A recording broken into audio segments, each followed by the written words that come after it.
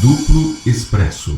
A gente também vai falar muito de política, porque as últimas 24 horas, o Wellington Calazans provaram várias coisas que a gente vinha dizendo aqui no Duplo Expresso, mas já já a gente fala disso, não é, Wellington? Com certeza, o circo começou e o povo percebeu logo, no arriar das malas do palhaço, que aquilo tudo era uma palhaçada. Eu quero dizer a você que é uma honra mesmo ter pessoas nesse nível que você mencionou aí, como nossos comentaristas, e o Duplo Expresso continua trabalhando para que você tenha a melhor informação e você possa formar a sua opinião. Eu quero começar a minha fala hoje fazendo uma defesa do meu nome, do nome de Rômulo Maia e do Duplo Expresso. Os dois deputados que são desafetos do Duplo Expresso, Vadir Damus e Paulo Pimenta, mencionaram ontem o nosso nome como sendo de quinta colunas. Quinta coluna, para quem não sabe, é quem trai a pátria.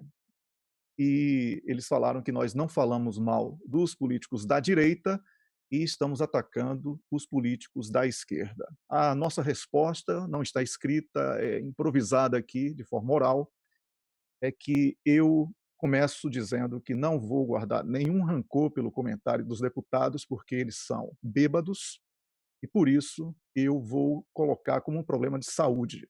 E eu tenho respeito por quem tem dependência química. Acho que tem que se tratar. Basta olhar na face de cada um deles e as características denunciam o apreço excessivo pela bebida alcoólica. Então, diante disso, eu quero dizer que quem defende o pré-sal, inclusive os nossos comentaristas, trabalharam mais do que esses deputados em defesa do pré-sal, e nós conseguimos, pelo menos, retardar a entrega da zona não onerosa. Quem defende a Eletrobras e traz para aqui a representante do sindicato, de um dos sindicatos, desses sindicatos que defendem a Eletrobras como um patrimônio público, quem traz mais do que até a própria assessoria de imprensa faz por ela, isso é reconhecido por ela, não pode ser taxado de quinta coluna. Quem denuncia aqui que Sérgio Moro atende aos interesses dos Estados Unidos da América, quem aqui acusa a Lava Jato de ser uma operação criada por interesses alheios aos interesses do Brasil, não pode ser chamado de quinta coluna. Falar mal da direita é denunciar a entrega das nossas riquezas, como fazemos diariamente. Agora, pior do que achar que estamos falando mal da esquerda é não saber o que é a esquerda. A esquerda não é aquilo que a Haddad falou ontem, que apoiaria Alckmin, se Alckmin fosse para o segundo turno com Bolsonaro. Não é dizer que vai abrir mercado, não é dizer que vai dolarizar a dívida pública interna. Ser de esquerda é assumir um compromisso de democratização da comunicação social, reconhecer que a Rede Globo é a maior inimiga do Brasil, é reconhecer que o regime Temer impôs ao brasileiro a condição de escravo e a entrega do nosso patrimônio também é criminosa e, por isso, deve defender o referendo revogatório. Essas são as nossas bandeiras. Como nenhum dos candidatos aí apresentados defende isso, nós continuamos defendendo aquele preso que querem abandonar, que até a semana passada era eleição sem Lula é fraude, e agora já é Lula é Haddad, Haddad é Lula. Então, nós não vamos defender nenhum candidato que seja incoerente com o que é aquilo que entendemos ser de esquerda. Então, aos bêbados deputados, recomendo uma aula sobre o que é ser progressista, o que é ser de esquerda, para que não voltem com as suas bocas sujas a mencionar o meu nome, o nome de Rômulo e o nome do Duplo Expresso. Vão estudar, parem de beber e vão trabalhar. Bom dia para vocês. Rômulo. O Wellington, ser de esquerda também não é desnacionalizar a infraestrutura brasileira com PPP e concessão quando os investidores brasileiros estão falidos. É assim, vai ser uma feira livre de estrada, aeroporto, barragem, hidrelétrica, todos os projetos aí de energia Tudo isso, porque PPP e concessão não tem como. Eu peço desculpa aí pela cachorrada, porque você vê, como eu já falei aqui, não tem patrocínio de petroleira, não tem como. Aqui eu vivo no estúdio dividindo. Elas são, né? O Silvio Santos falava que eram as colegas de auditório, elas são minhas colegas de trabalho. Também as cachorras, às vezes elas querem participar, então peço desculpas.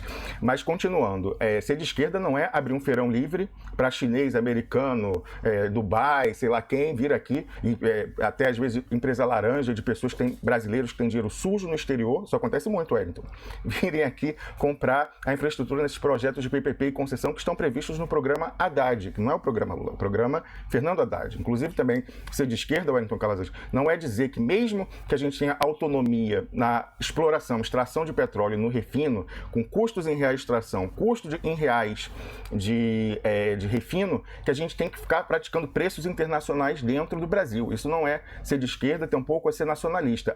A Petrobras, ela é uma empresa pública. Ela não tem que obedecer a uma lógica de mercado para atender a acionistas privados que estão nos Estados Unidos, porque o FHC abriu capital na Bolsa de Nova York. Não, é atender ao interesse brasileiro de desenvolvimento. Então, esse programa Haddad tem vários pontos de direita. Esses deputados certamente talvez a assessoria não esteja ajudando eles a compreender isso. Se compreendem, aí é mais grave ainda. E Wellington, ser de esquerda é ser sério. Eu vou colocar aqui um videozinho do dia 11 de março de 2018 para vocês verem o quilate desses que nos criticam. Como a luta pelo Lula foi bravata até aqui, como a gente falou aqui também, um telequete, uma defesa simulada, que esses dois deputados em particular, e também o Paulo Teixeira, que era o terceiro ali dos três patetas, ou três porquinhos, como preferirem, fingindo que defendiam Lula, né? Iam à Procuradoria-Geral da República, diziam que cobraram, mas ninguém sabia o teor da conversa. Filmavam no lado de fora do prédio. A gente queria ver a conversa dentro, que eles tiveram com o preposto lá da Raquel Dodge. Isso não colocam. Tampouco colocam protocolos e com o conteúdo do requerimento que supostamente fazem quando dizem que vão lá cobrar andamento com relação às denúncias do Lacla Duran. Aí olha isso, no dia 11 de março, para você ver também o quilate das pessoas na globosfera com quem eles mantêm uma relação editorial financeira. No dia 11 de março, um dos guerreiros, o Paulo Pimenta, foi dar uma entrevista à Central do Plano B, e olha o que ele falou, 11 de março, estamos esperando até hoje, Wellington. Temos materiais inéditos, documentos absolutamente assustadores e reveladores. Me dá mais 15 dias, lá 11 de março, 15 dias. A gente não trabalha com documentos furados, risos. Documentos sem perícia, mais risos. Nossa forma de trabalhar é outra, mais risos. Vamos lá para o vídeo, então, para ver a falta de seriedade de quem diz defender o Lula. Posso me adiantar? Por favor. Tenho uma farta do... Já tenho muita coisa. Sabe? Eu e o Vadim fomos para a Espanha atrás do Lacla Duran, a gente já tinha muita coisa, tinha consciência do que nós estávamos fazendo. Posso te assegurar, nós temos muita coisa, nós temos materiais inéditos, nós temos documentos, né? São absolutamente assustadores, reveladores da maneira ilegal como existe uma participação dos Estados Unidos nesse processo, um forte comprometimento de setores do Poder Judiciário do Ministério Público do Brasil. Isso também está acontecendo na Argentina, está acontecendo no Equador, está acontecendo no México. Há uma operação combinada, todos esses países, comandados pelos Estados Unidos. Esses procuradores, quase todos eles, foram para lá, fizeram cursos. Nossos procuradores, infelizmente, eles idolatram aqueles procuradores que eles aprenderam a conhecer em filme. Existe muito filme americano. Então, eles pensam que ser procurador aqui no Brasil é a mesma coisa que ser procurador nos Estados Unidos. Mas, me dá mais aí uns 15 dias, vou te passar o material aí que tu vai... Mas será que 15 dias não é tarde, Pimenta? Isso não tinha que ser uma coisa meio urgente? Leonardo, nós estamos fechando trabalho, um trabalho de investigação grande, documentos. Sabe que a gente não trabalha com documento furado, não trabalha com documento sem perícia, né? Trabalhando, né? Então, a nossa forma de trabalhar é outra, mas eu posso te assegurar que essa questão dos Estados Unidos, a cada dia que passa, ela fica mais evidente, mais clara, E isso aí é uma coisa que tem uma repercussão hoje que vai para muito além da fronteira do Brasil, Leonardo. O seu microfone está cortado, Rômulus. Perdão, estamos até hoje esperando a publicação pelo deputado desses documentos periciados, absolutamente assustadores e reveladores. Estou abrindo aspas para a adjetivação do deputado. Ele pediu 15 dias, Wellington, em 11 de março, venceu no dia 26 de março. Depois disso, o Lula foi preso logo depois. Ele foi preso, Lula, sabe, o Wellington Calazans, no dia 7 de abril de 2018, desse ano. Então, 2 semanas depois, estava o Lula preso. A gente não sabe se ele tem mesmo esses documentos, por que ele não apresentou. Da mesma forma, o jornalismo impunha, Wellington Calazans, que a central do Plano B, depois de 15 dias, voltasse para cobrar. Ele falou, olha, eu vou te entregar. Falou no ar, não foi lá, né? Esqueceu, enterrou a história. Lógico, tem a parceria financeiro-editorial. Estão todos os 3 lá, porquinhos, todo dia na capa, repercutindo coisa. Isso certamente não sai de graça. Então, Wellington, é esse tipo de pessoa que nos critica por nós apontarmos a verdade. E aí o argumento sensacional deles é o seguinte, você vê eles criticando o Alckmin.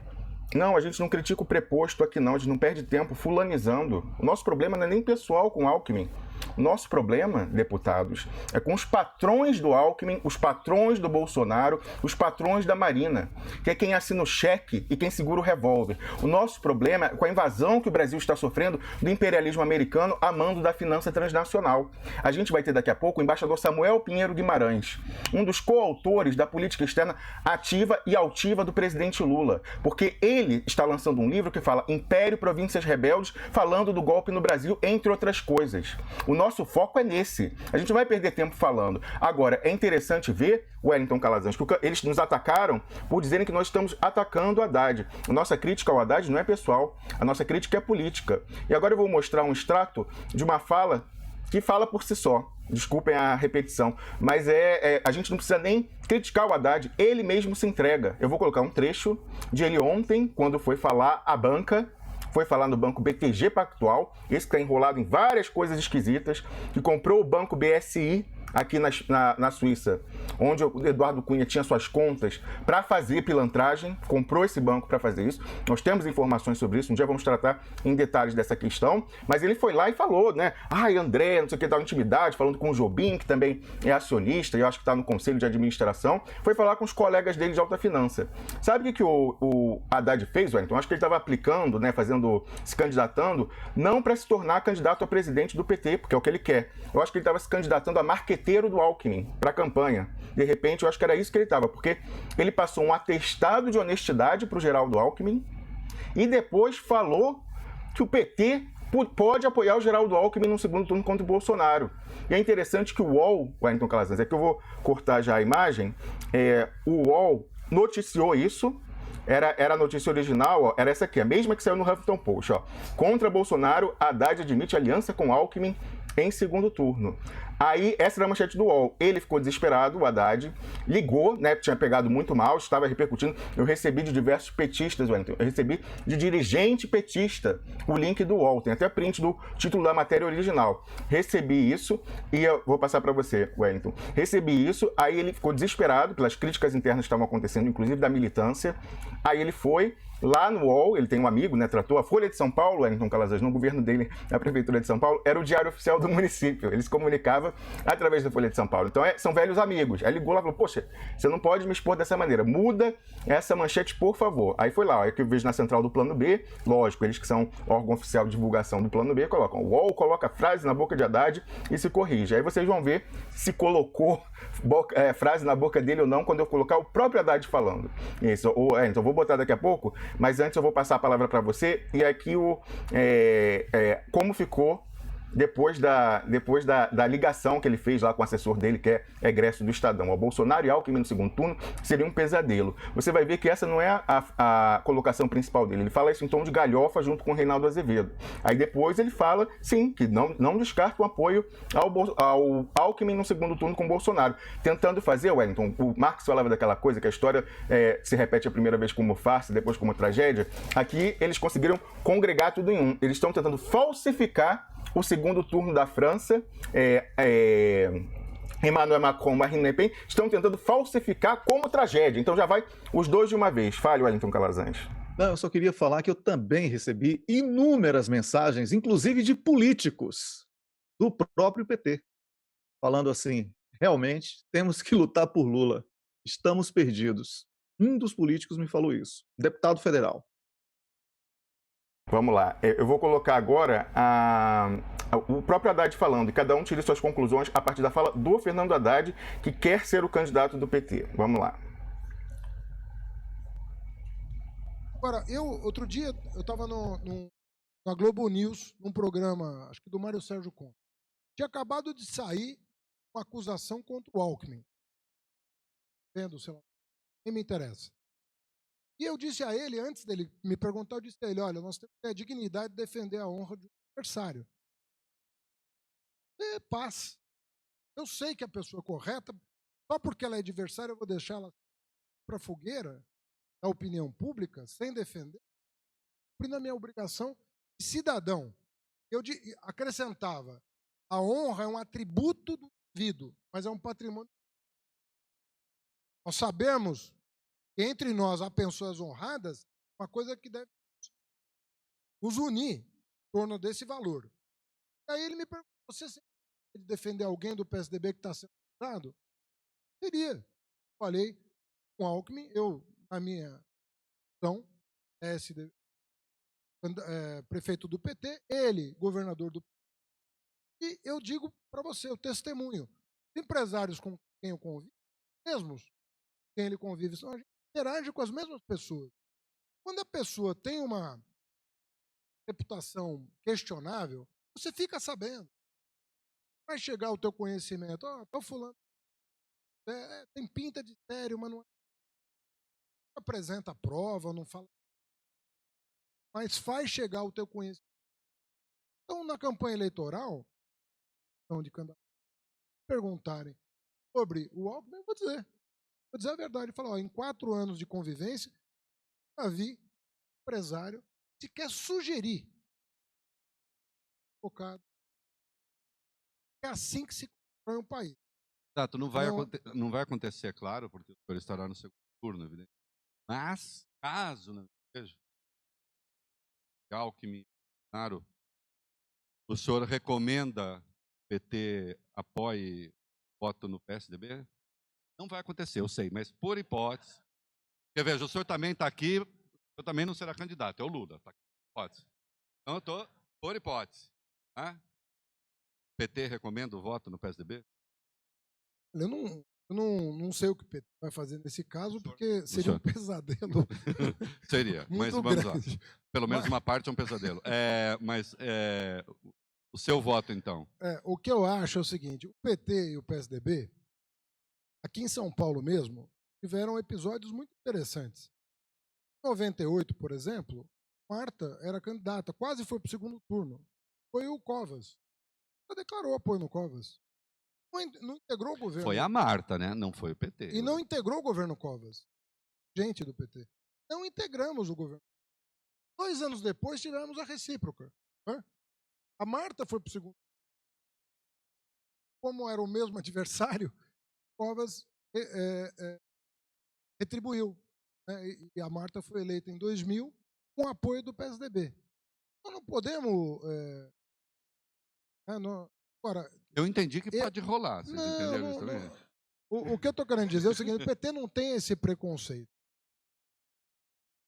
O PT não tem esse preconceito, Wellington Calazans. E aí eu pergunto para você o seguinte, ainda está a imagem ali parada, lembra experiências do passado, quando não havia golpe, quando Lula não estava preso, Wellington Calazans. Fala que o PT não tem esse preconceito de apoiar o Alckmin no segundo turno. Aí eu pergunto para você que está me ouvindo, qual é a declaração de relevância jornalística? A galhofa que ele faz no início, falando seria um pesadelo, e outro seria mesmo? Ou os longos minutos que ele fala depois, dizendo que o PT apoiaria o Alckmin no segundo turno? Então, mostrando mais uma vez, que eu vou cortar aqui para o navegador para vocês verem aquela questão dos jornais. Mais uma vez a gente vê da parceria dele, como eu falei, a Folha de São Paulo era o diário oficial do município quando ele era prefeito, então ele deu uma ligada lá, o pessoal tentou salvar e trocou a manchete, ele próprio reconheceu, até aqui na central do Plano B, o tweet dele que ele mandou para o pessoal lá para pedir para eles trocarem, ele agradeceu inclusive ao UOL por ter trocado, mas quem está com a razão nesse caso, Wellington, é o Huffington Post, que continua com a manchete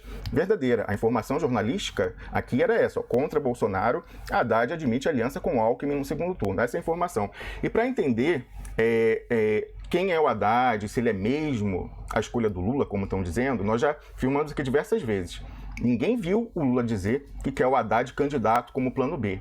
Eles estão falando, quem vai lá fala, né? Inclusive, Wellington, a central do Plano B, depois que saiu essa bomba, ficou soltando em sequência artigos falando, não, o presidente da CUT foi lá e falou que o Haddad é a boca, é a perna, se bobear, entendeu? O aparelho escritor é tudo do Lula, entendeu? Falando assim, não, ele é o representante. Foi lá falar isso porque tinham que fazer uma operação de contenção de danos depois do desastre. Tem outros pontos fenomenais. Eu mostrei só um curtinho, vou publicar um vídeo editado dele no Pactual ao longo do dia. Mas aí você vai, e você, Wellington Calazans, e você que está do outro lado, a última vez que nós vimos o presidente Lula falando por ele mesmo, em vez de colocarem palavras na boca dele, foi lá naquele discurso de despedida no sindicato. E eu fiz aquilo que eu prometi, fiz um vídeo editado mostrando a diferença de tratamento que ele faz entre quem defendia que ele resistisse ali no sindicato, como naquele momento Celso Amorim, Gleisi Hoffmann, o próprio Guilherme Boulos de outro partido, e o exílio na Sibéria, Wellington Calazans, que ele impôs ao pessoal da traição, que ele impôs ao pessoal do Plano B, que estava pressionando, para ele se entregar. E ele fez uma conversa, como eu falei aqui, ensaiada, obviamente, com o ator Osmar Prado, o único para quem ele deu o microfone durante a sua fala para falar em traição e falar aquela questão, que quem quisesse ganhar dele no PT tinha que ter uma ligação, não tinha segredo, era só ter uma ligação maior com o povo do que ele. Vamos ao vídeo. Duplo Expresso.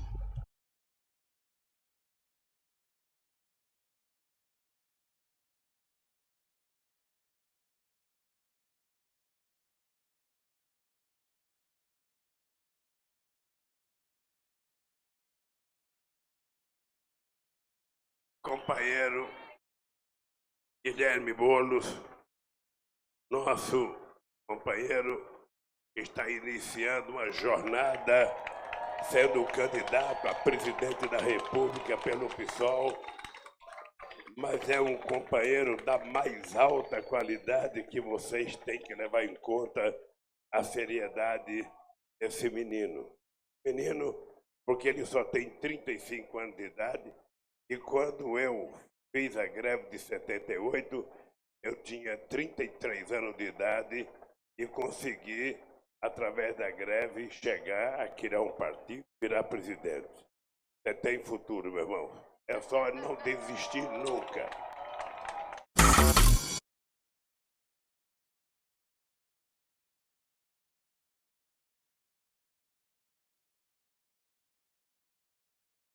Quero cumprimentar meu querido companheiro Fernando Haddad, que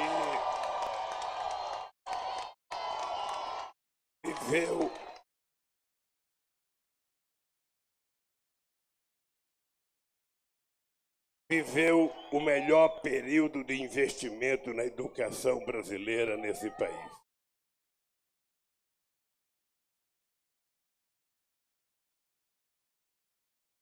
Fernando Haddad,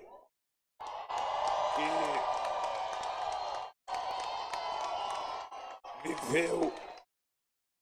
viveu o melhor período de investimento na educação brasileira nesse país.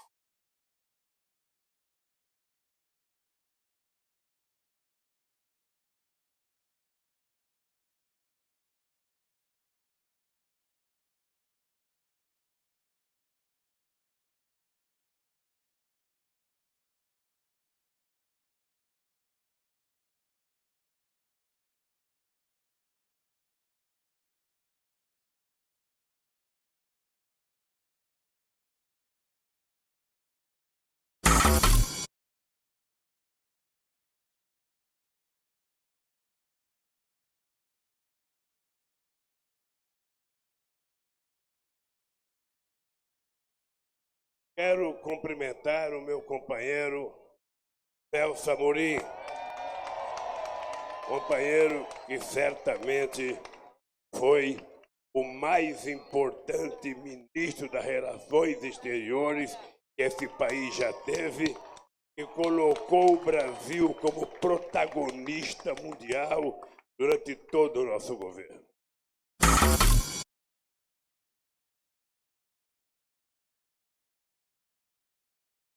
Mas eu citei o Osmar Prado, porque o Osmar Prado é um artista de uma qualidade expressiva. E Deus não deu de tamanho para ele, deu de inteligência e de capacidade artística. E ele já fez papéis extraordinários.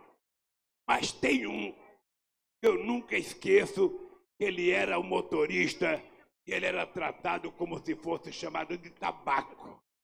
E o tabaquinho marcou a minha vida e eu fico mais feliz porque ele tem uma posição política extraordinária. E eu acho que isso aqui tem lado, esse tem lado, esse tem lado, esse tem lado.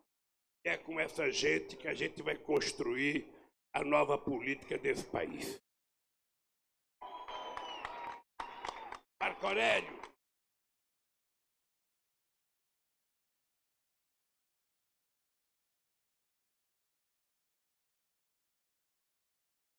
Olha, eu vou dar ele dizer uma coisinha sobre o tabaco. Tabaco tinha 3 mulheres e ainda o que tinha por fora. Aí eu pedi ao autor que desse o final do tabaco, ele sendo traído, porque todo traidor um dia é traído.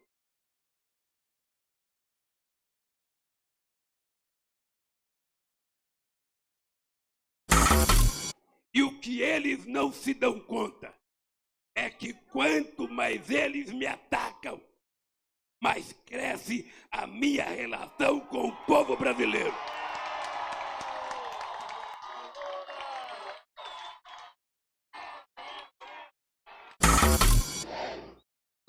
Companheiros e companheiras, eu em 1986, eu fui o deputado constituinte mais votado na história do país. E nós ficamos descobrindo que dentro do PT, companheiros, Ivan era do PT na época, havia uma desconfiança que só tinha poder no PT quem tinha mandato. Então, companheiros, quando eu percebi que o povo desconfiava que só tinha valor no PT quem era deputado, Manuela e Guilherme, sabe o que eu fiz? Deixei de ser deputado. Porque eu queria provar ao PT. Eu ia continuar sendo a figura mais importante do PT sem ter mandato. Porque se alguém quiser ganhar de mim no PT, só tem um jeito, é trabalhar mais do que eu e gostar do povo mais do que eu. Porque se não gostar, não vai ganhar.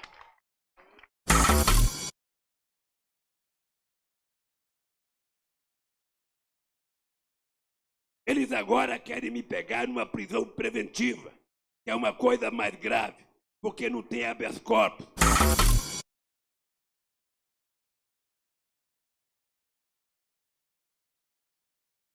Todos vocês daqui para frente vão virar Lula e vão andar por esse país fazendo o que você tem que fazer. E é todo dia, é todo dia. Eles têm que saber que a morte de um combatente não para a revolução.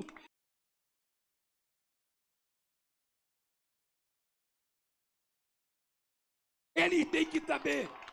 Eles têm que saber que nós vamos fazer definitivamente uma regulação dos meios de comunicação para que o povo não seja vítima das mentiras todo santo dia.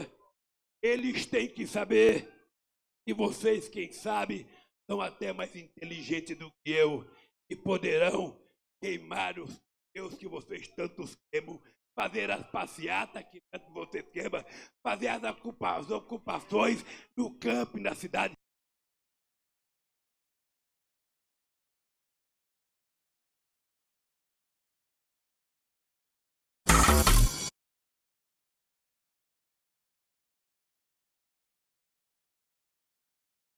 Então eu quero que vocês saibam que eu tenho orgulho, profundo orgulho, de ter sido o único presidente da República sem ter um diploma universitário.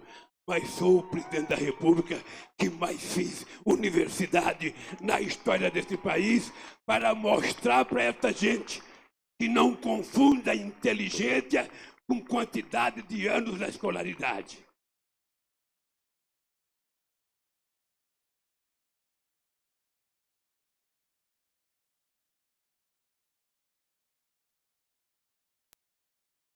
Isso não é inteligência, é conhecimento.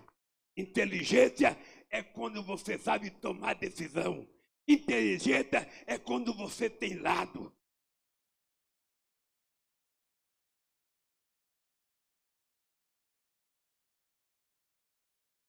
Inteligência é quando você não tem medo de discutir com os companheiros aquilo que é prioridade. Por isso, companheiros, eu não tenho lugar no meu coração para todo mundo. Mas eu quero que vocês saibam, se tem uma coisa que eu aprendi a gostar nesse mundo, é da minha relação com o povo. Quando eu pego na mão de um de vocês, quando eu abraço um de vocês, quando eu beijo, porque agora estou beijando homem e mulher igualzinho, não mistura mais. Quando eu beijo um de vocês, eu não estou beijando com segundas intenções. Eu estou beijando porque quando eu era presidente, eu dizia, eu vou votar para onde eu vim. Eu sei quem são meus amigos eternos e quem são os amigos eventuais.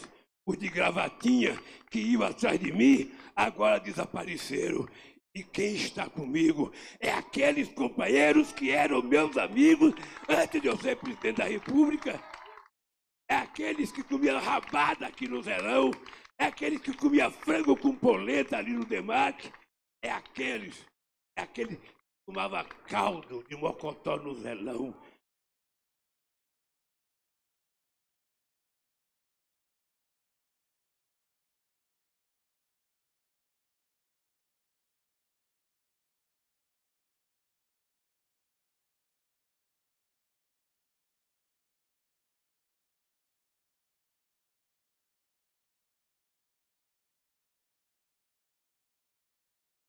Esses continuam sendo os nossos amigos.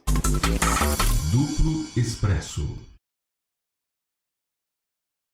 Voltei aqui a câmera pra gente, Wellington, já. Esse é o presidente Lula. Essa foi a última vez que eu e você que está aí do outro lado ouvimos o presidente Lula. Ele colocou o Fernando Haddad na Sibéria, tratou ele com frieza, a tal ponto que ele teve que plantar num blog amigo dele, que ele que escolheu se exilar e até sumiu depois. Depois que ele foi apresentado, o cara sumiu do palanque no resto do discurso.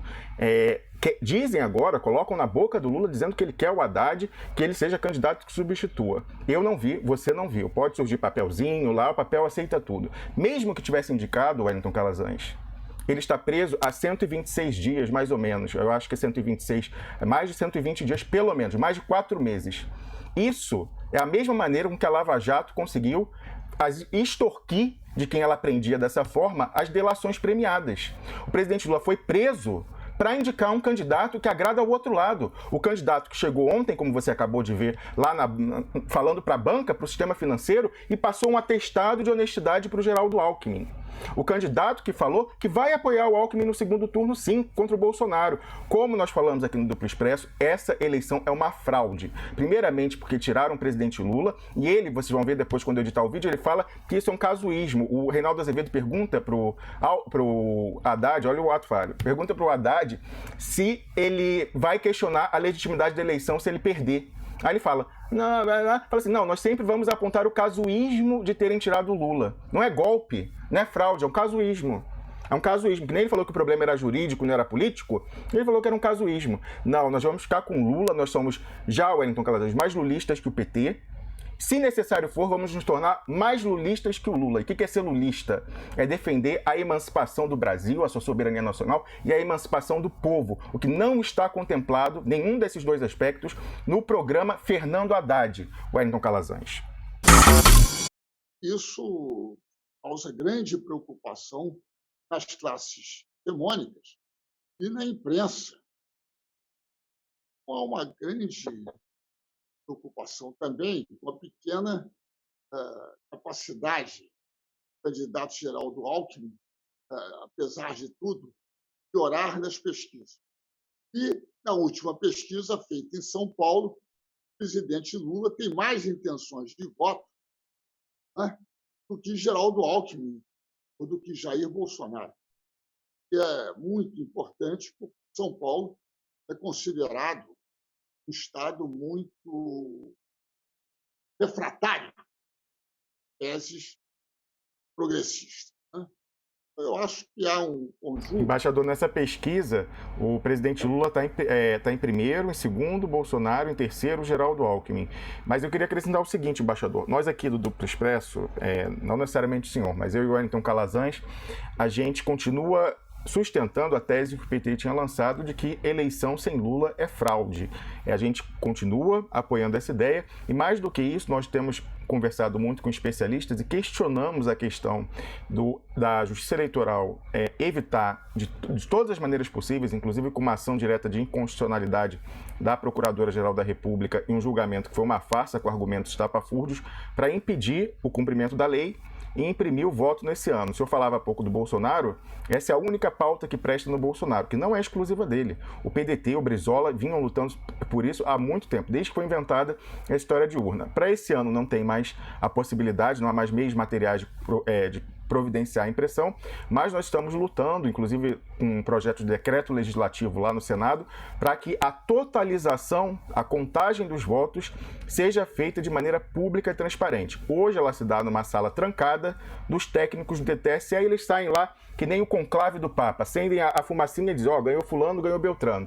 Nós queremos que seja feito a portas abertas, com fiscais dos partidos, com especialistas das universidades públicas brasileiras, nomeadamente o professor Marcelo Rezende Dourado da UNB, que se dedica a essa questão da insegurança no sistema eleitoral brasileiro há muito tempo. Então, a luta desse ano é essa, e por isso que a gente diz que a fraude começou quando tiraram o candidato do povo, como o senhor colocou, caçaram do povo brasileiro o direito de votar no Lula, e na sequência a fraude se perpetuar-se-á quando, na contagem lá, na totalização, eles fizerem de uma maneira. Então a gente nota como o senhor colocava que o Geraldo Alckmin não decola nas pesquisas, inclusive em São Paulo, mas parece que o resultado está contratado para ele ser o vitorioso. Inclusive, embaixador, eu recebi de uma pessoa, um professor universitário, me mandou um comentário de um aluno, mas que é neutro, que inclusive tende a votar no PT, mas falou que assistindo o debate de ontem à noite, eu não sei se o senhor viu, nós aqui não vimos em virtude da hora, que era muito tarde aqui na Europa, mas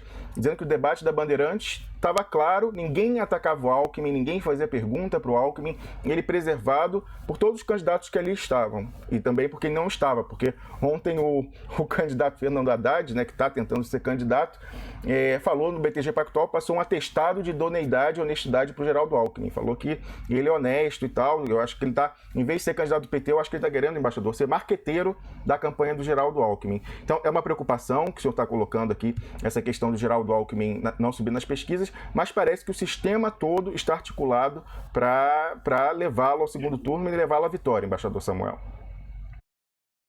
Bem, veja, todo esse processo político que estamos vivendo é um processo de reação ao governo do presidente Lula. Sabem eles que o presidente Lula tem um programa claramente progressista, não um programa de campanha que está sendo feito.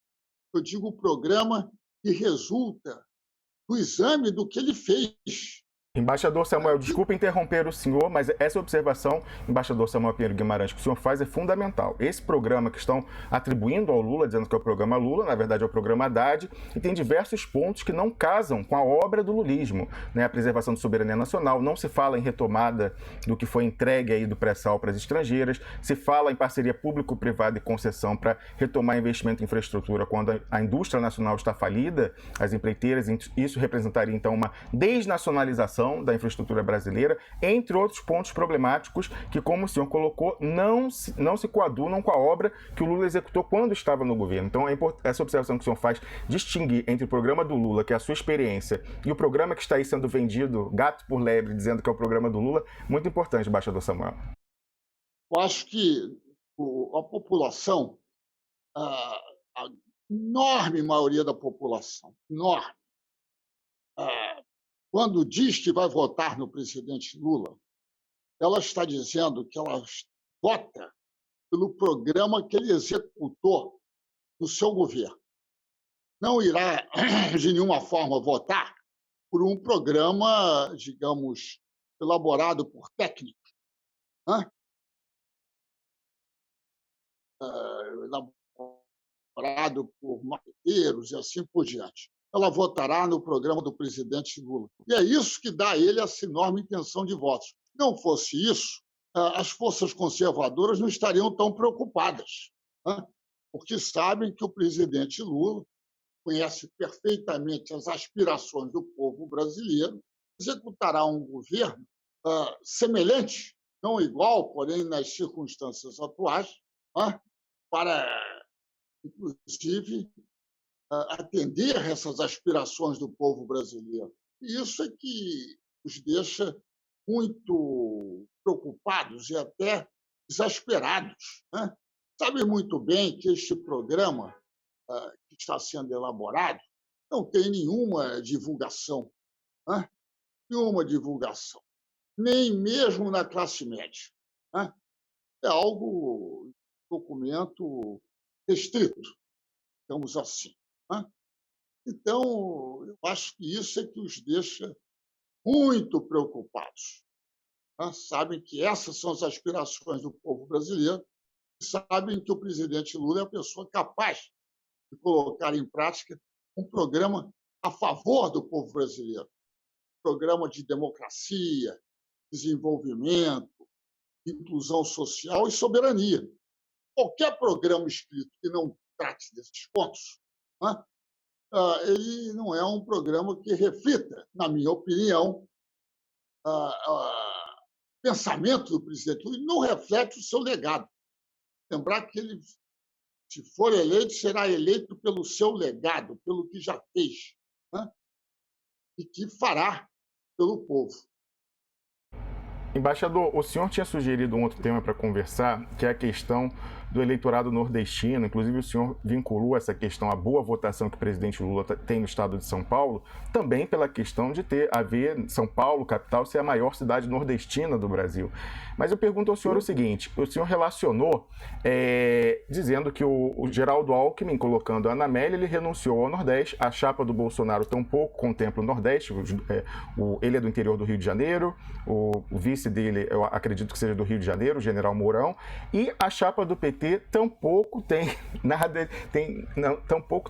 qualquer elemento de identificação com o Nordeste. Mais do que a naturalidade da pessoa, é a identificação com aquela construção sociocultural do nordestino e das suas mazelas. A gente tem que lembrar que Fernando Haddad perdeu a eleição em 2016 em São Paulo em todos os distritos da cidade. O Geraldo Alckmin, o Dória, né, o João Dória ganhou em quase todas, ele perdeu em dois, os dois mais pobres lá da Zona Sul de São Paulo, mas nesses dois quem ganhou foi Marta Suplicy, que fez um governo muito bem avaliado até hoje na periferia, apesar de depois ter traído o projeto, ter inclusive aderido ao golpe, mas ela, quando prefeita de 2000 a 2004, fez investimentos massivos na periferia, inclusive em educação, lá nos chamados CEUs, né, os Centros de Educação Unificada, acredito que é a isso que se refere a sigla. Até hoje, por isso, ela é muito popular e ela ganhou. Fernando Haddad não ganhou nenhuma zona eleitoral. A Manuela é alguém do Rio Grande do Sul, mas mais do que naturalidade, alguém identificada com essas pautas,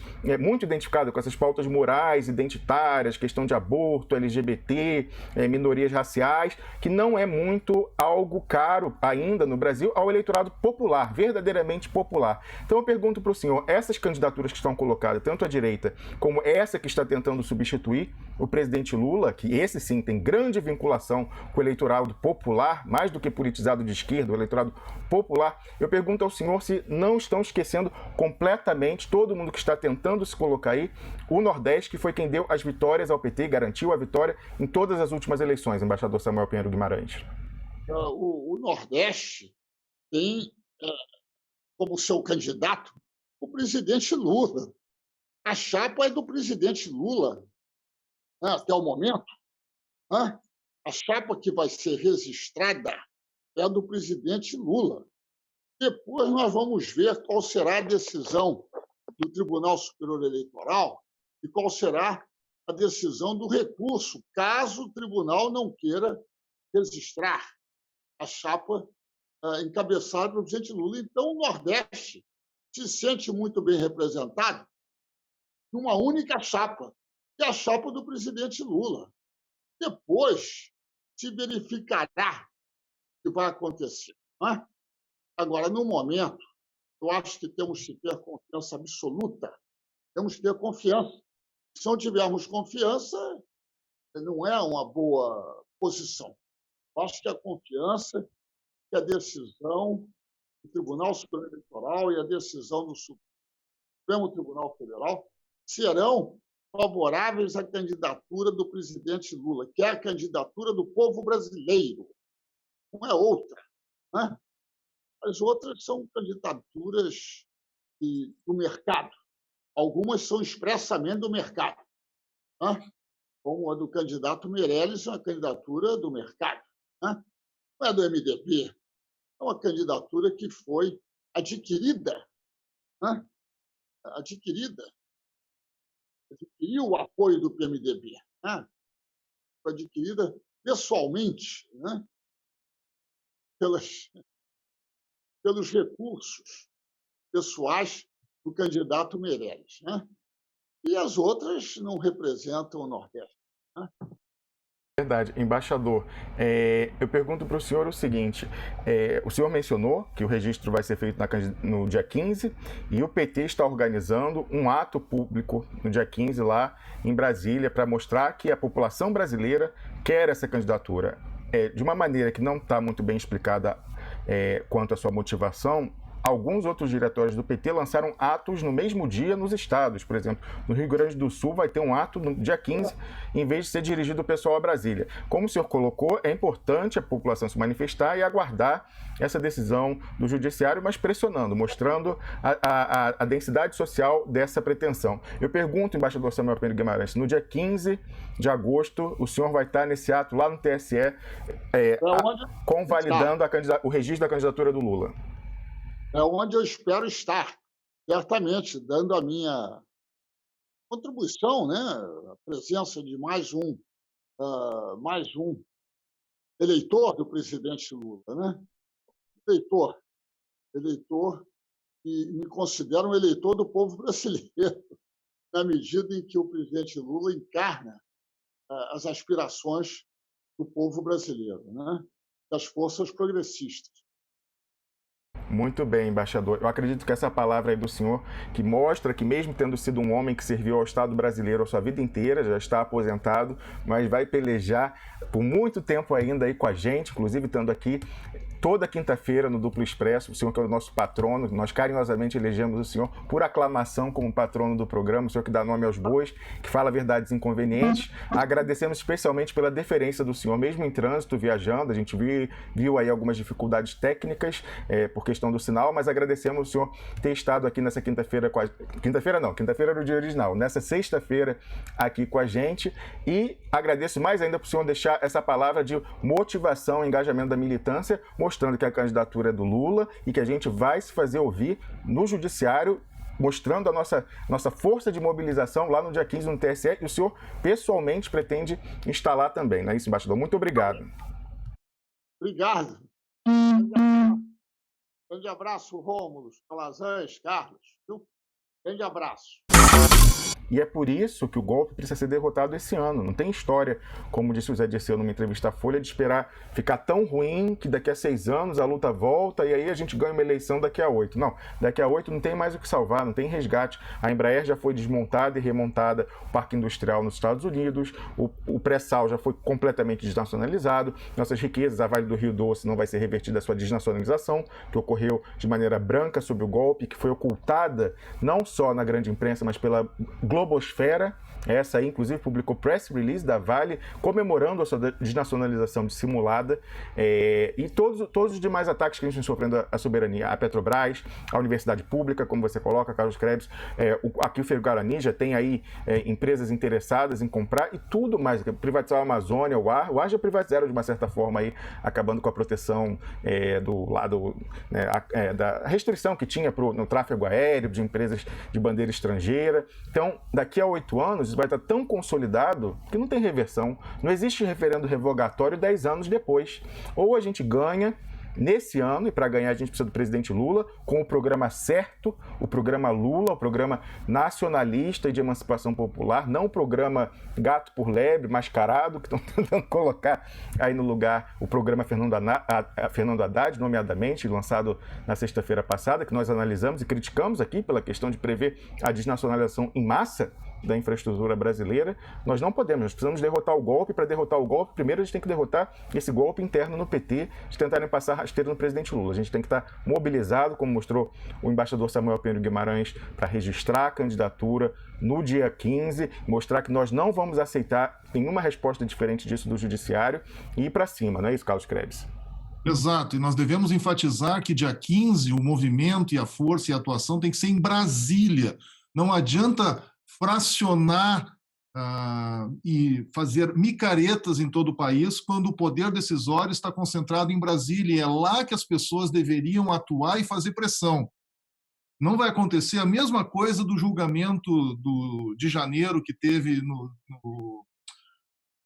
no TRF4 em Porto Alegre, onde no dia que haveria a tal leitura do pronunciamento do voto, o PT estava fazendo manifestação em São Paulo, tendo deixado para a véspera apenas em Porto Alegre a presença do presidente Lula. Ou seja, no dia que a coisa deveria ferver, estava tudo calmo e tranquilo e sereno. Dia 15 não pode acontecer isso de novo. Carlos Krebs, essa é sua lembrança é muito importante. Isso aconteceu em diversos momentos chave da luta por Lula. Aconteceu, como você falou, no julgamento do TRF4, aconteceu no 1º de maio, aconteceu cada vez que o Lula ia a Curitiba depor, de o pessoal da CUT, do PT, armar eventos paralelos nos estados, diminuindo de uma maneira significativa o número de pessoas que ia lá para enfrentamento onde o golpe estava se dando. Vamos ficar de olho no dia 15 quem vai dar mais essa punhalada nas costas do presidente Lula. Carlos Krebs, eu queria mostrar, a gente já está se encaminhando para o fim do programa, mas eu queria mostrar aqui, vou cortar a imagem lá para o meu navegador, uma observação do Cesare, que é alguém que acompanha a gente, ele coloca: regra de ouro do Brizola. Quando vocês tiverem dúvidas quanto à posição tomar diante de qualquer situação, atentem. Se a Rede Globo for a favor, somos contra. Se for contra, somos a favor. E aí tem um print screen ali de um colunista da Globo de direita, muito contrário ao presidente Lula, Ascânio Seleme, que fala o seguinte: Haddad, a melhor escolha do PT. Certamente, se ele acha que o Haddad é a melhor escolha para o PT, é porque é a pior.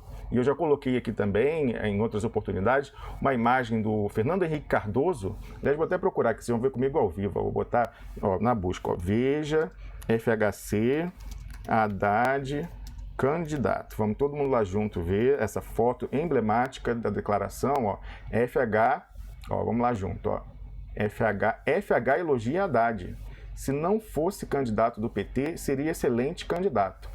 Se não fosse do PT, seria excelente candidato. Mas então... Eu não posso concordar, Carlos Krebs, para concluir aqui, quando o Brizola fala que se a Globo é a favor, tem que ser contra, e a gente tem aqui a Globo mostrando que é a favor da substituição do Lula pelo Haddad.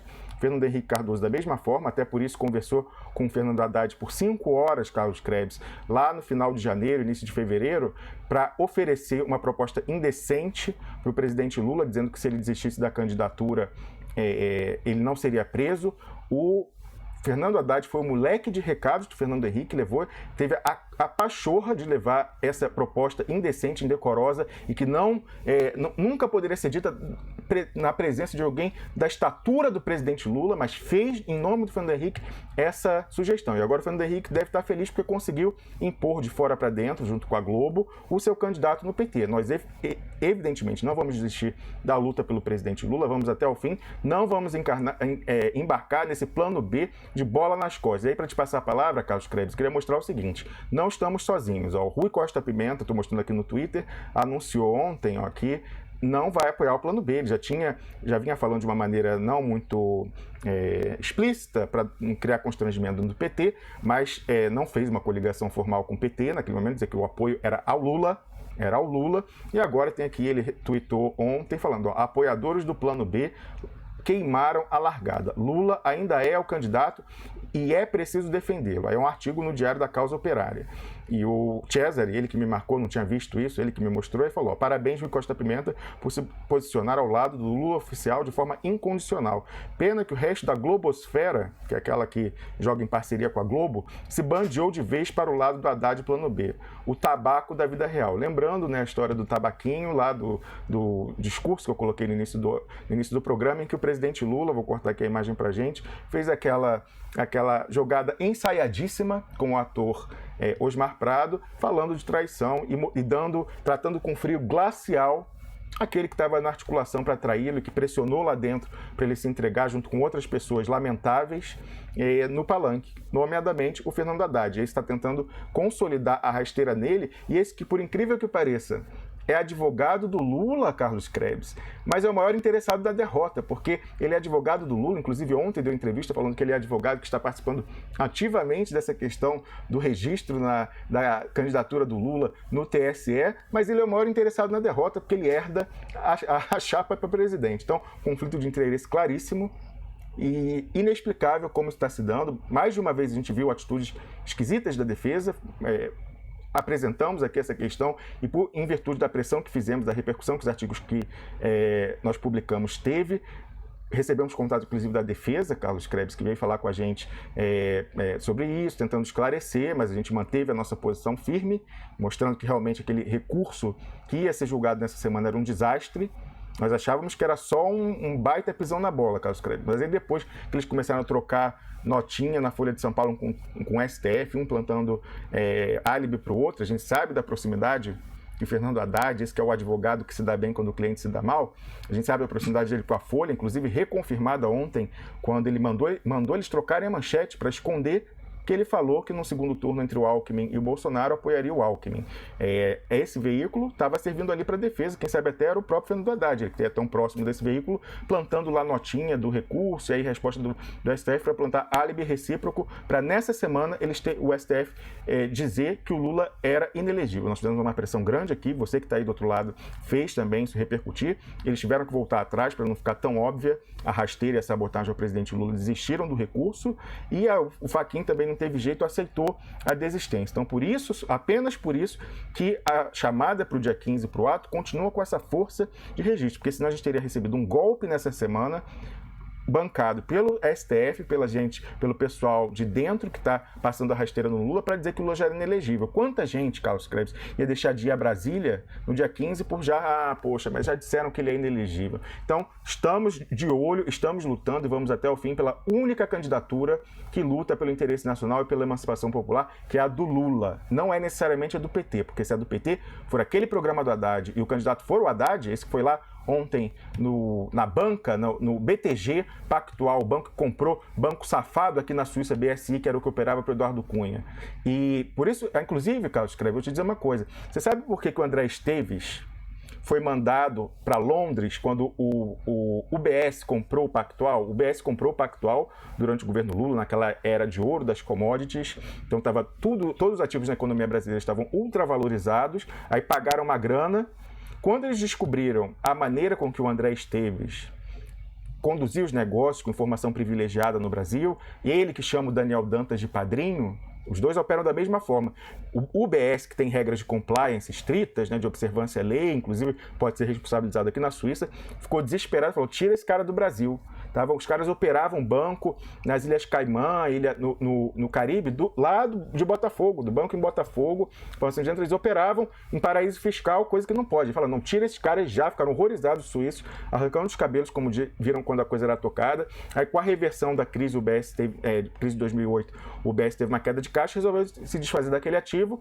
O André Esteves recomprou 1 bilhão mais barato do que ele tinha recebido. Então, só nessa transação aí o cara ganhou 1 bilhão, acho que de dólares na época, não era de reais não, acho que era 1 bilhão de dólares, mas efetivamente voltou a operar da mesma forma que só no Brasil é permitida, essa maneira safada aí com coisas esquisitas, e não foi por outra razão que ele veio aqui à Suíça já depois disso, já depois que tinha recuperado o Pactual, o BTG Pactual, e comprou esse banco BSI, que era onde tinha a operação dessas contas clandestinas de políticos para o Brasil, inclusive do Eduardo Cunha, que tinha lá 50 contas, aquela história que eu falava aqui do projeto do Eduardo Cunha, de levar para a Câmara Federal o que foi inventado no Rio de Janeiro, um modus operandi da caixinha unificada suprapartidária, em que o presidente da Câmara centraliza a arrecadação de todo o Caixa 2 e distribui para todos os partidos para dizer quem ele quer que volte, porque vai ter dinheiro de campanha, e quem ele quer que vá embora, inclusive dentro dos partidos de esquerda. Falando, não, esse aqui é da banda podre, esse é nosso amigo, parece que a gente vai dar grana para ele voltar. Agora, esse aí que é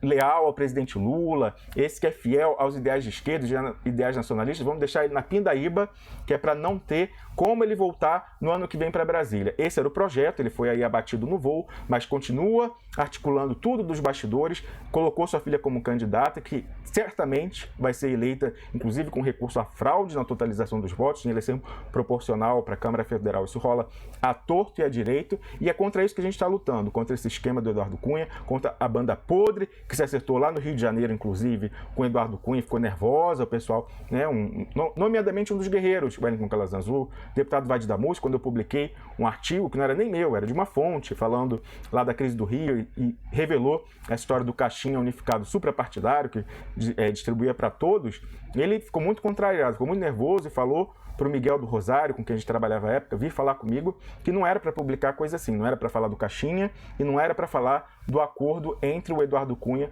e o Eduardo Cunha e o Sérgio Moro para tirar o depoimento do Tacla Duran da CPMI da JBS.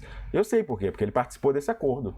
Talvez também, possivelmente, tenha participado do caixinha lá, porque o caixinha na LERJ bancava também candidaturas para deputado federal, Carlos Krebs. Então, possivelmente a candidatura dele para a Câmara dos Deputados, em que ele não foi eleito, ele entrou como suplente, mas possivelmente o financiamento da campanha tenha tido uma generosa contribuição do caixinha suprapartidário unificado lá da Assembleia Legislativa do Rio de Janeiro, Carlos Krebs. Exatamente, Rômulus. E é contra esse modus operandi que a gente bate contra. A gente não quer o mal do PT, pelo contrário, a gente quer o PT da base, o PT dos movimentos sociais, não desses movimentos de gabinete, essas tramóias, essas coisas escusas que estão aparecendo aí. É um absurdo que se pense que alguém com uma máscara de papelão possa representar o Lula realmente. Não é, ouvi dizer que ele é o unguerido pelo Lula, não o ungido. Vamos prestar atenção que mangabeira, a árvore que dá fruto, não é a mangabeira, é a mangueira. Muito bom, Carlos Krebs, exatamente. Você sabe que o Mangabeira Unger, ele é um recrutador, e não é só para o que chama de Brazilian Desk, o pessoal responsável pelo Brasil, não. Ele é um recrutador em nível mundial. Pensa bem, Carlos Krebs, assim, mesmo que a gente não tivesse a informação, olha que posição boa para ser um recrutador da inteligência americana da CIA. Você está numa universidade, de ponta, Harvard, dando aula num departamento que lida com políticas públicas, então vai receber a elite do funcionalismo público mundial, né, a escola de governo lá, Kennedy. Então você vai receber o pessoal da África, o pessoal da Europa também, ele recruta, né, o pessoal do Brasil, da América Latina vai lá. Olha que lugar bom para você recrutar para os interesses americanos, tendo essa elite do funcionalismo público que vai voltar lá para o judiciário, para o legislativo, para o executivo dos seus países. Pensa bem, se a CIA não fez isso, tem que fazer, é uma ótima ideia. Se já não fez isso, então aqui a sugestão para a CIA ir lá conversar com Mangabeira Unger, porque realmente Harvard, nessa escola de governo recebendo a elite do funcionalismo público mundial, é o lugar para fazer recrutamento para os interesses americanos, Carlos Krebs. É verdade, Rômulo. É uma ótima posição no mercado internacional para a manutenção do consenso de Washington, né, contra o qual o embaixador Samuel Pinheiro Guimarães tanto lutou durante o seu período no Itamaraty, né? Você sabe que o Fernando Haddad e o Mangabeira Unger foram colegas no Ministério, né? E, além disso, eles fizeram um artigo conjunto, publicaram na página de opinião lá da Folha de São Paulo sobre como deveria ser a educação do Brasil. Já coloquei em artigo, é só pesquisar, colocar no Google Fernando Haddad e Roberto Mangabeira Unger, que você vai ver que, no mínimo, essa pessoa que é um recrutador, né, já tentou se aproximar. Se ele conseguiu ou não, a gente vai tentar descobrir até o fim da campanha aí, até o fim, até a gente conseguir derrotar essa tentativa de rasteira do presidente Lula. A gente está se encaminhando para o final do programa, vamos fazer a nossa tradicional contagem, essa que tanto incomoda quem finge que defende o Lula e nos ataca por efetivamente defender e expor quem está apenas de fingimento, mas vamos à contagem, Carlos Krebs. Faz 71 dias que as provas de inocência do presidente Lula foram destruídas, as que estavam em posse do Odebrecht, com a conclusão da migração dos servidores do sistema Oracle para o sistema SAP. Mas você sabe que tem uma cópia, Carlos Krebs, que ficou com a Lava Jato, tem uma que ficou com os procuradores dos Estados Unidos, tem uma cópia que ficou com a Procuradoria da Suíça. As que foram entregues... Foi essa que o pessoal da defesa do Lula foi buscar, não é, Romulo? Não foi buscar. Esse é o problema, Carlos Krebs. Eles não tiveram na Suíça aí? Não tiveram. Quem teve foi a Lava Jato, levou a cópia deles. No caminho, Carlos Krebs, a Lava Jato sumiu com 3 mil documentos, quando estava no avião, deixou lá com a aeromoça, de repente deu descarga naquelas privadas, eu acho que cai lá do alto. Eu sempre fiquei curioso o que acontece com a descarga que sai do avião, se eles levam efetivamente ao aeroporto e tiram, ou se de repente o cara abre lá uma portinha e sai tudo, cai em cima do oceano. Mas enfim, não sabemos qual foi o fim desses 3 mil documentos. O DD, Deltan Dallagnol, recebeu 18 mil documentos aqui na Suíça, os mesmos que estão com a Procuradoria da Suíça, chegou no Brasil com 15 mil só, e mesmo esses 15 mil falsificaram à torto e à direito. Nós apontamos que haveria falsificação e ausência de documentos. Em virtude disso, o relatório da Polícia Federal, que ia dizer que os documentos lá eram legítimos, teve que ser adiado em 2 semanas, e quando voltou falaram, não, tem falsificação mesmo. Inclusive, à época, a defesa do presidente Lula nos parabenizou por isso, então mostrando o nosso engajamento e reconhecimento quando o pessoal estava brigando de fato. Mas a questão é que até hoje, Carlos Krebs, aí eu respondo a sua pergunta, até hoje a defesa do presidente Lula e esses deputados aí que fingem que defendem o Lula, que fazem live criticando a gente quando só fazem fingimento lá, nenhum desses se interessou, e nem o Fernando Haddad, olha, o Carlos Krebs, ele que é advogado do Lula, é o advogado maior beneficiário caso o seu cliente perca a causa, ele não se interessou tampouco, Fernando Haddad, a vir aqui na Suíça e pedir acesso às provas da inocência do Lula, porque lá não está o nome do Lula, mas está o nome de muita gente desse plano B, Carlos Krebs. Tem nome de juiz, tem nome de procurador, tem nome de dono de grupo de mídia, tem nome de jornalista, tem nome de ministro do Supremo Tribunal Federal, tem nome de ministro de Tribunal de Contas do TCU, tem Tribunal de Contas da União, o TCU, tem nome de todo esse pessoal que nome de político de direita, do PSDB, do PMDB, enfim. O único nome que a gente sabe que não está lá, Carlos Krebs, é o do Lula. Mas o problema é que o pessoal do plano B está lá, possivelmente. E já se acertou com o outro lado, que está lá, com certeza também, para rifar o presidente Lula. Por isso nós vamos ficar lembrando, faz 71 dias que a Odebrecht não tem mais as provas, mas os documentos continuam aqui e, inexplicavelmente, nenhum dos advogados do Lula, nem mesmo o senhor Fernando Haddad, vem aqui buscar. Faz também 165 dias da publicação do documento pelo Duplo Expresso que comprova crimes de Sérgio Moro, nomeadamente o crime de fraude processual, um crime tão grave que faria não só os processos serem retirados do Sérgio Moro, serem considerados nulo tudo que ele tocou com relação ao presidente Lula, mas motivaria também, Carlos Krebs, um pedido de prisão cautelar imediata do Sérgio Moro. A fraude processual tem isso, que é para ele parar de defraudar, que ele continua fazendo livremente aí. Nós entregamos, trouxemos, corremos atrás desse documento durante 3 meses. Quando conseguimos, sofremos um ataque devastador desses deputados que fingem que defendem o Lula, mas querem que ele seja retirado da candidatura, que entre o Haddad. E por isso, quando a gente apresentou uma arma de fato, de verdade, o documento comprovando o crime do Moro, eles ficaram desesperados, saíram ligando e correndo de gabinete em Brasília, nomeadamente Paulo Pimenta e o Vadir Damus, se aproximaram assediando deputados, senadores e os seus funcionários, seus assessores parlamentares, dizendo que era um documento falso, que a gente era golpista, que queria tirar a credibilidade da defesa do presidente Lula. Passou o tempo e há 65 dias, Carlos Krebs, o Tacla Duran foi depor numa comissão do Parlamento Brasileiro, comissão da Câmara de Direitos Humanos, convidado, olha só, pelo deputado Vadir Damus e pelo Paulo Pimenta, que quiseram requentar para aparecer lá na campanha e falar: eu sou vote 13 não sei o quê, eu sou o deputado do Tacla Duran. Né? Aí era melhor fazer um revival, porque já tinha sido em novembro, então precisava esquentar esse ano de novo. Aí foram lá, chamaram o Tacla Duran e o Tacla Duran confirmou, falou: não, teve aqui uma oitiva secreta na Espanha, eu recebi esse pedido do Ministério Público Federal. O vídeo com isso está lá no duploexpresso.com. E aí quando volta para esses deputados, eles calam a boca. Eles que disseram que o documento era falso, quando o Tacla Duran foi lá e provou a procedência do documento, fingiram e mais uma vez, o Carlos Krebs, saíram de lá sem dizer que tinha crime de fraude processual, que o Sérgio Moro estava preso. Não levaram isso ao processo, não pediram para o Tacla Duran a cópia dele do documento para usar no Brasil. Não, aí era brigar de verdade. O que eles querem é essa enganação para ganhar voto e se aproveitar do legado de uma pessoa viva, o presidente Lula. Isso é o exemplo claro do telecat que tu tanto fala. Esse é o exemplo. A luta de verdade faria com que eles pedissem às instâncias superiores um posicionamento a partir do desejo ou da pressão política, não do blá blá blá. Exatamente, Carlos Krebs. E aí você olha por outra que o Tacla Duran deu nesse dia no depoimento da Comissão de Direitos Humanos, ele falou explicitamente lá da existência do dossiê Banestado. Obrigado por mais uma vez se colocar à disposição dos órgãos que querem ouvi-lo.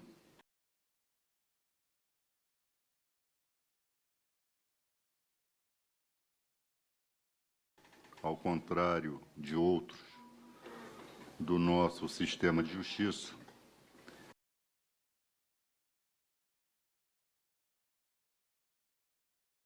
e uma rogatória às autoridades brasileiras que eu compareci e as autoridades da Força Tarefa Lava Jato Curitiba não compareceram no dia 4 de dezembro do ano passado.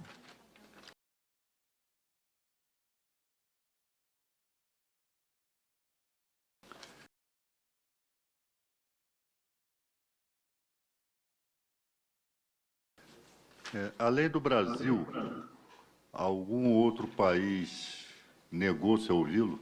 As autoridades judiciárias de algum outro país negou-se a ouvi-lo?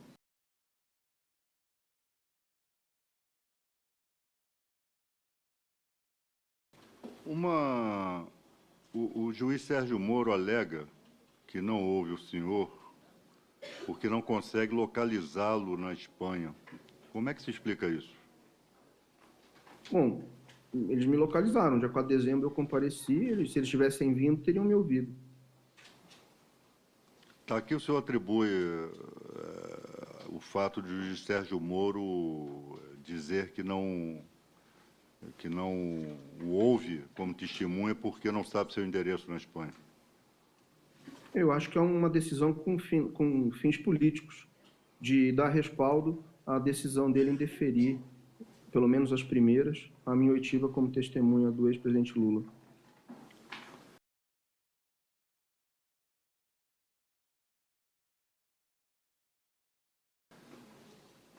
Hoje o site do Jornal Estado de São Paulo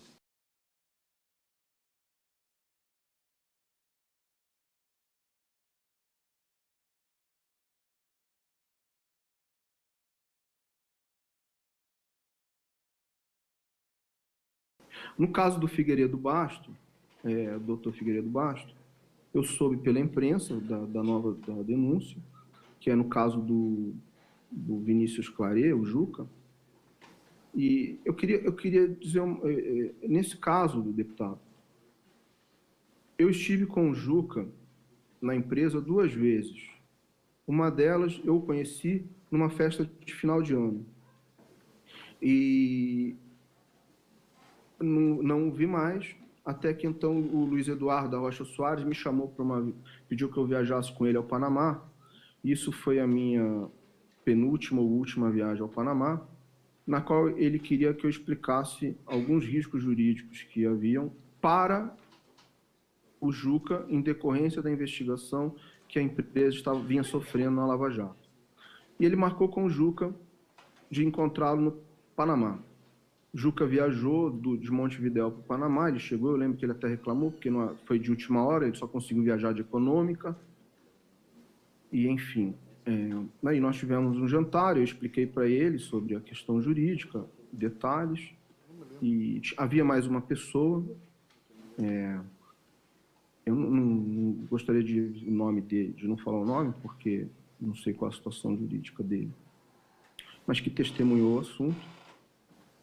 Depois de alguns vinhos, isso foi no jantar no Trump Tower, no cassino, onde o seu Luiz Eduardo queria comprar informações do Juca, ou pediu a ele que desse as informações desde a época do Banestado, que o senhor Dario Messer tinha conhecimento de eventuais deslizes, problemas, ilegalidades praticadas naquela época já por procuradores, e ele perguntava até no caso do juiz Sérgio Moro, no caso desde o Banestado.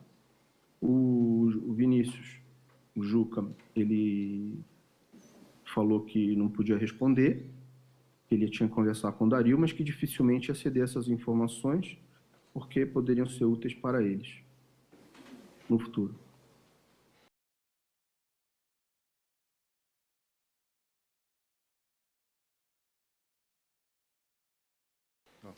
Por último, o senhor tem conhecimento de que o ex-procurador Marcelo Miller tenha trabalhado para o Odebrecht?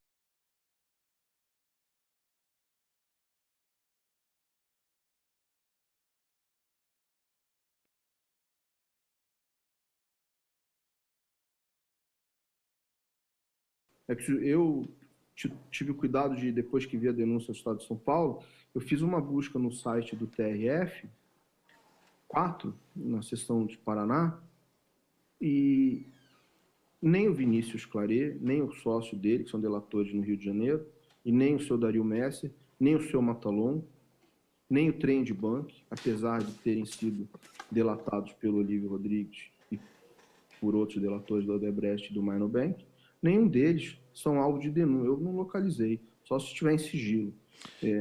São alvos de denúncia em Curitiba.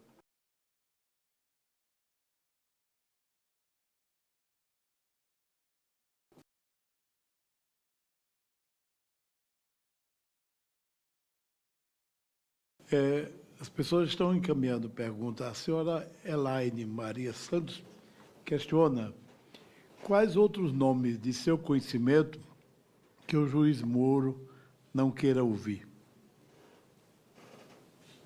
Eu não tenho conhecimento de nomes que ele não queira ouvir, mas, por exemplo, uma coisa que chama atenção é, no caso do doleiro aí, do Dario Messer,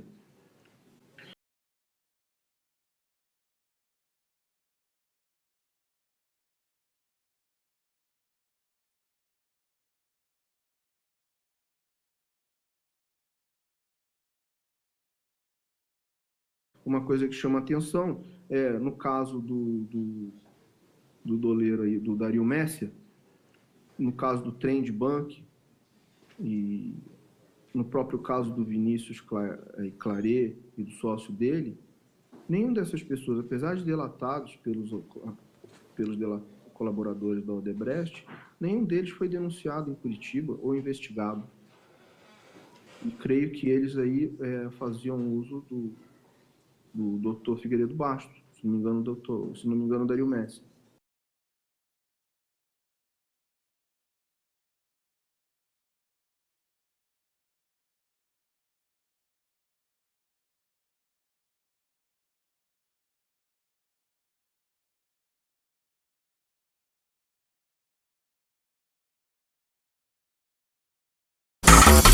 Nós, no Duplo Expresso, publicamos com exclusividade sobre a existência desse dossiê no início de janeiro. Já falávamos sobre isso no programa desde o ano passado. Estamos correndo atrás de cópia com contatos na comunidade de inteligência aqui na Europa, cópia desse dossiê. Não depende da gente conseguir. A gente tem informações do que o pessoal foi cavando aos poucos, mas a informação integral de uma maneira irrefutável, que é o que a gente precisa, não temos ainda. O pessoal está correndo atrás, estamos na expectativa. Mas o Tacla Duran foi lá, o Carlos Krebs falou assim, na frente desses dois deputados: olha, eu tive numa reunião lá no Panamá com o Juca Bala, um doleiro que era enviado do Dario Messer, esse que é o cara do Banestado. Você sabe que o Dario Messer, Carlos Krebs, ele é considerado no meio como o Banco Central Paralelo do Brasil. É o maior dos doleiros e ele é considerado um Banco Central Paralelo.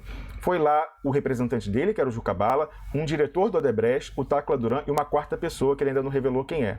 Nessa reunião, o diretor do Odebrecht estava sofrendo a questão da perseguição da Lava Jato, já tinha se iniciado ali, e aí ele convocou aquela reunião no Panamá para pedir ao preposto do Dario Messer, o doleiro Juca Bala, a compra. Ele queria comprar o dossiê Banestado, que ele sabia que existia. O que é o dossiê Banestado? São os crimes da quadrilha de Curitiba, ali no gabinete do Sérgio Moro, aqueles procuradores, aqueles policiais, todo mundo que estava no Banestado são os mesmos da Lava Jato, e esse pessoal recebeu grana para enterrar o caso Banestado, que esse sim foi o maior caso de corrupção de todos os tempos.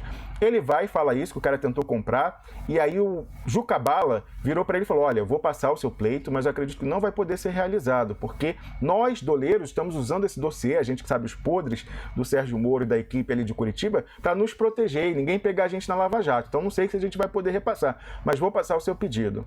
O Tacla Duran... Mas daí o deputado Vadir Fantomas da MUS ouviu isso, entrou por um ouvido, saiu pelo outro... Ele foi para a pergunta seguinte, assim, qual é a previsão do tempo hoje? Você acha que o clima aí na Espanha é melhor que o do Brasil?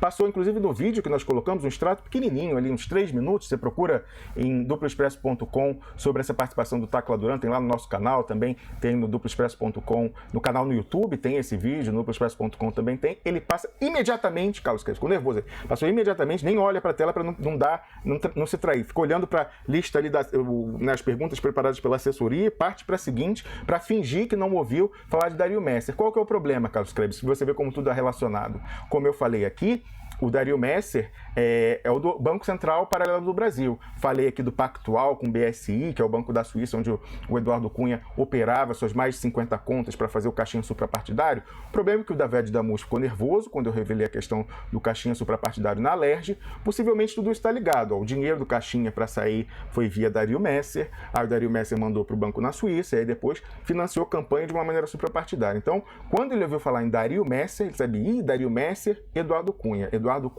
caixinha suprapartidário. Caixinha suprapartidário, financiamento possivelmente da minha campanha. Não, vamos falar da previsão do tempo para amanhã. Está comprovado lá, é só procurar o vídeo que vocês vão ver. Essas pessoas que têm a pachorra de nos acusar de ser quinta coluna. Olha quem é quinta coluna, quem dormiu com o diabo e agora está aí todo queimado, né? E tem o rabo preso, né? Está falando em diabo, tem um rabo preso. Tão preso é o rabo, Carlos Krebs, que não passa nem sinal de celular. Muito preso esse rabo, assim, ó. Tão preso é o rabo que não passa nem sinal de celular. Tá aí, fingindo que quer se eleger em cima da carcaça do presidente Lula.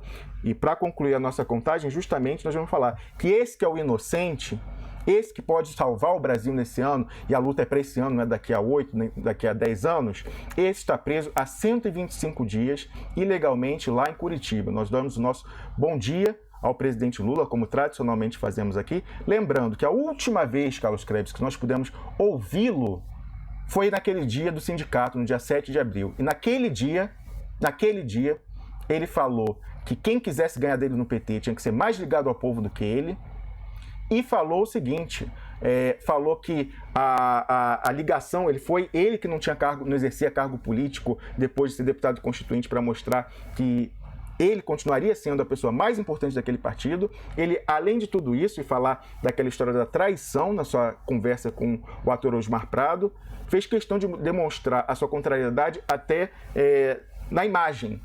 despachou o Fernando Haddad lá para a Sibéria e quando chamou, porque tinha que chamar pelo protocolo o Fernando Haddad, tratou de uma maneira glacial, não fez contato visual, não deu a mão, não deu abraço, diferentemente do que ele fez com Boulos, diferentemente do que ele fez com a Manuela Dávila, diferentemente do que ele fez com o chanceler Celso Amorim e diversas outras pessoas, até a presidente Dilma. Ele teve muita deferência com relação à presidente Dilma naquele dia. Mas Fernando Haddad, que estava pressionando para ele se entregar, articulou lá dentro, junto com Aloysio Mercadante, Zé Eduardo Cardoso e outros laranjas podres do PT, naquele palanque, da última vez que a gente viu o presidente Lula, tiveram um tratamento que merecem, Carlos Krebs.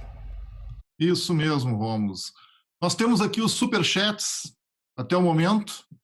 O Jaelson Castro, que disse que o Nordeste não aceita safadeza, é preciso ser safado para aceitar Lula inelegível, eleição sem Lula é fraude, não votamos em tabacos, em traíras, é Lula presidente e não o vice. Uma semana é igual a 126 dias. E Silvano Sebastião, são vocês que realmente estão defendendo Lula. O resto, 3 pontinhos. Muito obrigado por esse reconhecimento, mas na verdade é mais do que a nossa obrigação enquanto brasileiros, mesmo estando expatriados.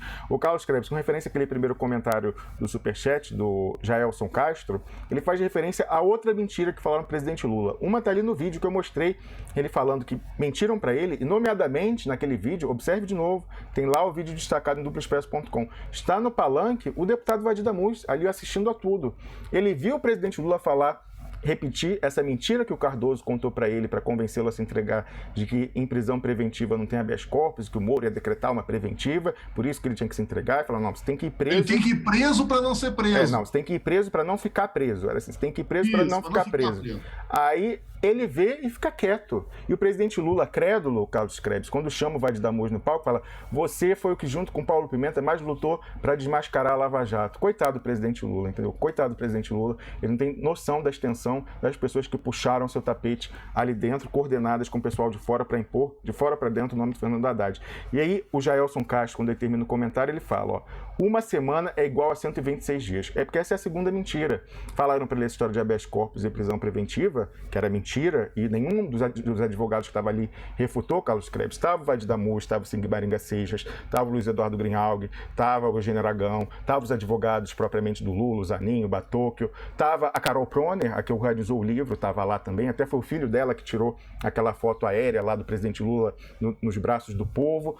Estavam os 30 advogados da Associação Brasileira de Juristas para a Democracia e diversos outros, sempre são o Paulo Teixeira, né, dos 3 porquinhos ali que não faziam nada pela defesa do Lula em Brasília, todos esses estavam lá, nenhum ousou falar para o presidente Lula que o Cardoso estava mentindo. E aí você fala, a gente não conhece. Não, um estudante do 2º ano de Direito sabe que obviamente existe habeas corpus em prisão preventiva e não só existe, é onde mais se pede, é onde mais se concede habeas corpus. Todos eles, ali no acordo com Cardoso para enganar o Lula. E o Lula se entregou acreditando nessa mentira que o Jaelson Castro colocou aqui. Falaram para ele, e ele acreditou, que ele ia entrar no sábado e ia ser solto na quarta-feira por um habeas corpus no Supremo Tribunal Federal. Nós já publicamos antes vídeos aqui em que nós temos depoimento do presidente Lula falando isso, que achava que ia sair uma semana, da Monja Cohen, que foi lá semana passada conversar com o Lula, e o Lula falou, eu achei que ia ficar aqui só uma semana.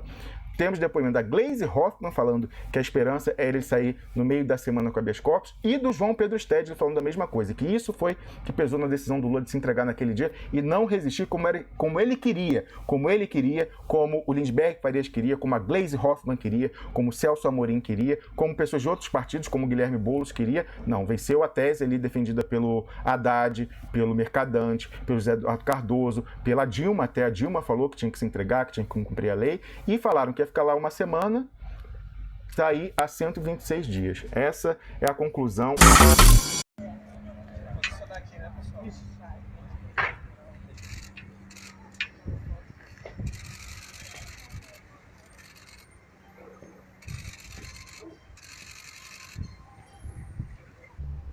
Aí você vai vivendo. Ele fala assim, eu pensei que ia ficar aqui uma semana só. Falei, mas nós também pensamos. Nós também queríamos que tivesse sido só uma semana. Mas seja o tempo que for, estamos juntos. Dividir isso com vocês. E vocês podem decidir, sabendo das consequências que nós temos. A coisa mais dolorida que nós estamos passando nesse momento é essa fase da prisão. Mas quando o Lula tomou a decisão, ele tomou a decisão baseada em uma situação. A resistência nós podemos fazer, só que a leitura da resistência que nós fazemos aqui não é a nossa resistência, é a resistência dele. O Ministério Público pediu ontem a prisão preventiva do Lula porque ele estava dentro do sindicato e não se apresentou até às 17 horas.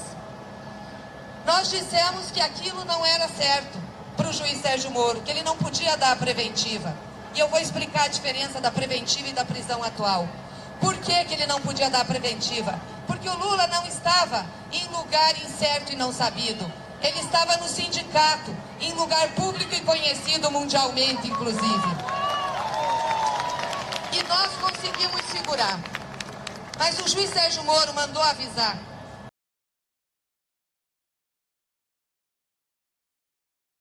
que se não tivesse um processo para que ele cumprisse a pena, ele ia decretar a prisão preventiva. A prisão preventiva ele ia decretar pelos 2 outros processos do presidente que estão tramitando agora na vara que ele dirige. O que significa a prisão preventiva?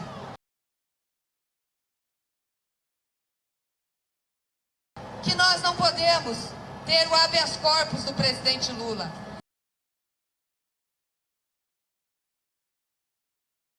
Juridicamente, nós praticamente ficamos impedidos de tentar.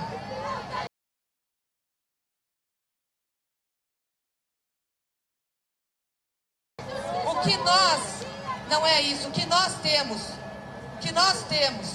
é uma chance de tentar o habeas corpus desta prisão por esse primeiro processo.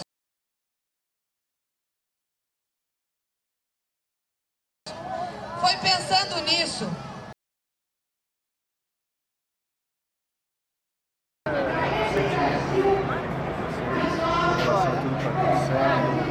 ao julgamento, a essa situação, se vocês acham que ele devia se entregar ou não. E por isso que determinaram a prisão.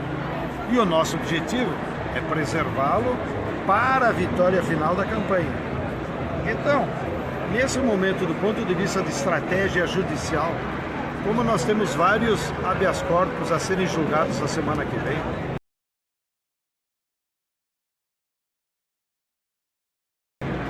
para nós preservar o Lula do ponto de vista da sua integridade e da possibilidade de disputar, é melhor que ele se entregue agora e saia numa semana.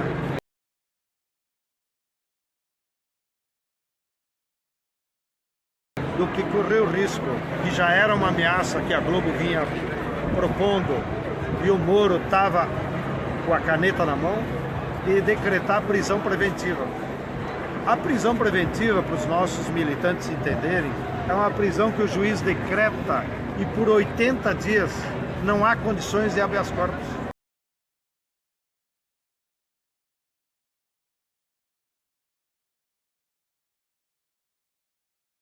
Então nós corríamos o risco de o Moro decretar uma prisão preventiva e eles inutilizarem o Lula por 80 dias.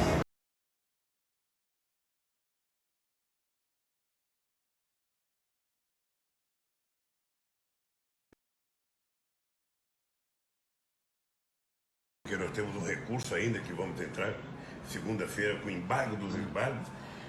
Então, gente, ó, tranquilidade.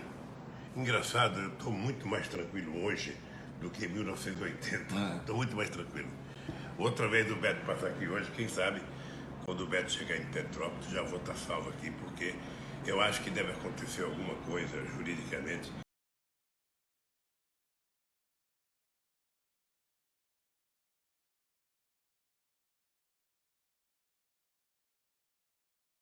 Para que essa alucinação, essa doença, sabe, que é uma mente doentia do Moro. Eu fui prestar depoimento, Beto, é uma mente doentia.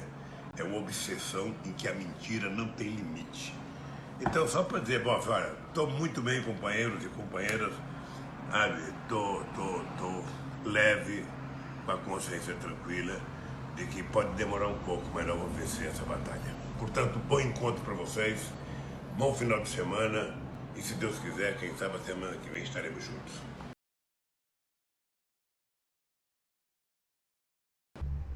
E aí você vai vivendo. Ele fala assim, eu pensei que ia ficar aqui uma semana só.